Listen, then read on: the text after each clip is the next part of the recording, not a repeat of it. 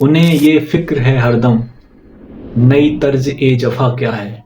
हमें शौक है देखो, हमें शौक है देखो, सितम ए इंतहा क्या है।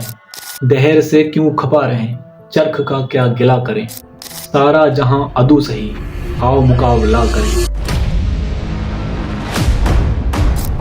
जय हिंद। भारत के सपूत भगत सिंह और उनके साथी राजगुरु और सुखदेव को भावपूर्ण श्रद्धांजलि पुष्प अर्पित करते हुए कोटि कोटि नमन। दोस्तों, आज ही का वो दिन था जब 23 साल की उम्र में भगत सिंह, राजगुरु और सुखदेव को लाहौर के सेंट्रल जेल में 23 मार्च 1931 को फांसी दी गई थी। जब ब्रिटिश अदालत ने सीआरपीसी की धारा 129 और 302 तथा आईपीसी की धारा 120 के अंतर्गत भगत सिंह, राजगुरु और सुखदेव को 24 मार्च 1931 की फांसी सुना दी गई थी तथा जनता के आक्रोश को कंट्रोल और काउंटरफीट करने के लिए पूरे लाहौर में धारा 144 लागू कर दी थी। और फांसी के एक दिन पहले ही 23 मार्च 1931 को भगत सिंह, राजगुरु और सुखदेव को लाहौर की सेंट्रल जेल में फांसी दे दी गई थी।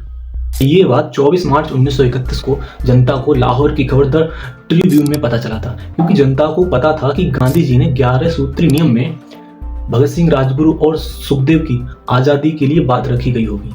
लेकिन जब ये खबर जनता ने सुनी तो जनता में एकदम आक्रोश फैल गया था और जनता गांधी जी के विरोध प्रदर्शन में खड़े होने लगी। खैर छोड़ो, इस मुद्दे पे बात करेंगे नेक्स्ट वीडियो में।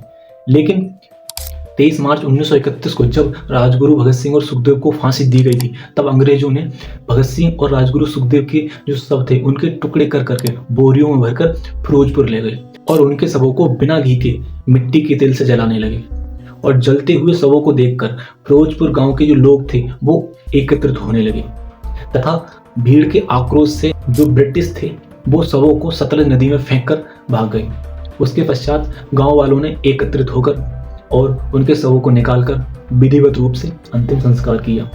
दोस्तों, वह वीर सपूत गोरी चमड़ी वालों के हाथों से देश को आजाद कराने के लिए लड़ते हुए शहीद हो गए।